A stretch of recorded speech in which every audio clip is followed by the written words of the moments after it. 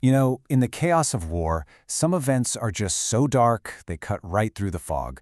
They force all of us to confront the absolute worst parts of human nature. And this is the story of one of those events, a crime that wasn't committed by the enemy. It was committed by soldiers wearing the American flag. It all went down in a place they called the Triangle of Death. And what happened there sent shockwaves all the way from the battlefields in Iraq to the very top of the U.S. military. But here's the thing. This is also a story about a completely different kind of courage. The kind of courage it takes to break that unspoken code of silence. This quote right here, it's from one of the soldiers who blew the whistle on the whole thing. And man, it just gets right to the heart of it, doesn't it? It captures that impossible choice between being loyal to your unit, your brothers in arms, and being loyal to your own conscience, to your country.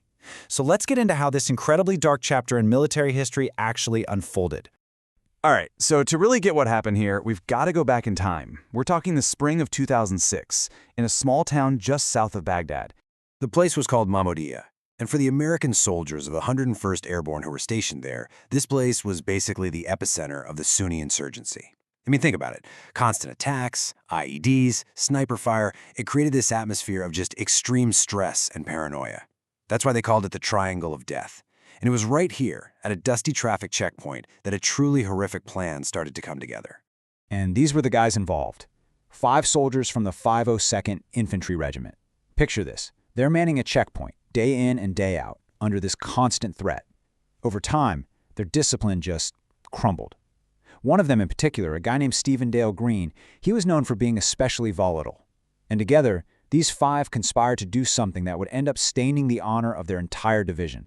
So the timeline of what happened on March 12th, it really reads like a complete descent into madness. First, they just abandoned their post, they changed out of their uniforms into civilian clothes, trying to hide who they were, and just walked over to the nearby home of the Al-Janabi family.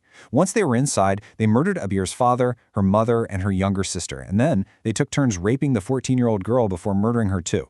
As a final, just depraved act, they poured kerosene on her body and set it on fire, thinking they could just erase the evidence of their crime.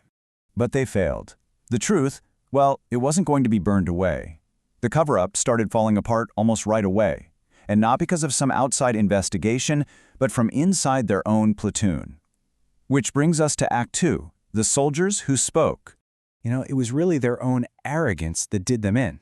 They didn't keep their mouths shut. No, they talked about it. They actually bragged about it. And the other guys in their platoon, who were already kind of weirded out by their behavior, they overheard them talking about the rape of an Iraqi girl. It didn't take long for those whispers to become way too loud to ignore. Getting to the truth here was, well, it wasn't a straight line. 2 soldiers, Specialist Justin Watt and a fellow soldier, did exactly what they were supposed to do. They reported what they'd heard up the chain of command. But at first, their sergeant just blew it off, figuring it was combat stress. But they didn't let it go. They stuck with it, telling their story again, this time to a mental health counselor. And that counselor, they immediately understood how serious this was and made the official report that finally kicked off a full-blown criminal investigation. So now, with the investigation officially underway, the whole thing moves from the battlefield into the courtroom.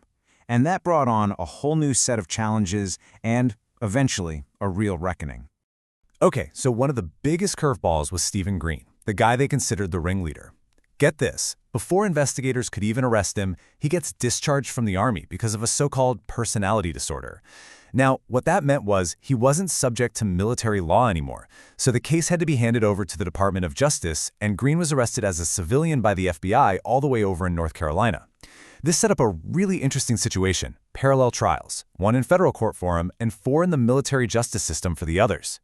And the sentences were, as you'd expect, pretty severe. Stephen Green, tried as a civilian, got life in prison with absolutely no chance of parole. The other 3, Barker, Cortez, and Spielman, they all took plea deals to stay off death row. Their sentences ranged from 110 years to life, but with the possibility of parole down the line. And that 5th soldier, Brian Howard, he was the lookout and didn't actually take part in the assault or murders. He was given immunity for testifying against everyone else. For the ringleader, Stephen Green, the story took one last turn in 2014. He was found dead in his prison cell. It was a suicide. So the prison sentences might have closed the legal chapter of this story, but it was far from over. The Mahmudiyah Incident left these deep, lasting scars on the U.S. military and on its entire mission in Iraq. I mean, the impact of this one single event was just immense. For the Iraqi people, it became this potent symbol of the worst parts of the occupation, and it just fueled so much anger and mistrust. And for the U.S. military, it was seen as a catastrophic failure of leadership. It led to them reviewing everything from psych screenings for new recruits to how command oversight works on the battlefield. The crime even got dramatized in a 2007 film called Redacted, which really cemented its place in everyone's mind as a real low point of the war. In the end, the Mahmudiyah Incident, it doesn't really offer any easy answers, does it? It's just this brutal reminder of the kind of darkness that can bubble up under the incredible pressures of combat. And it leaves us with this really fundamental and honestly unsettling question. In the fog of war, how do you maintain that line between being a soldier and becoming a criminal? And who is ultimately responsible when that line gets so horrifically crossed?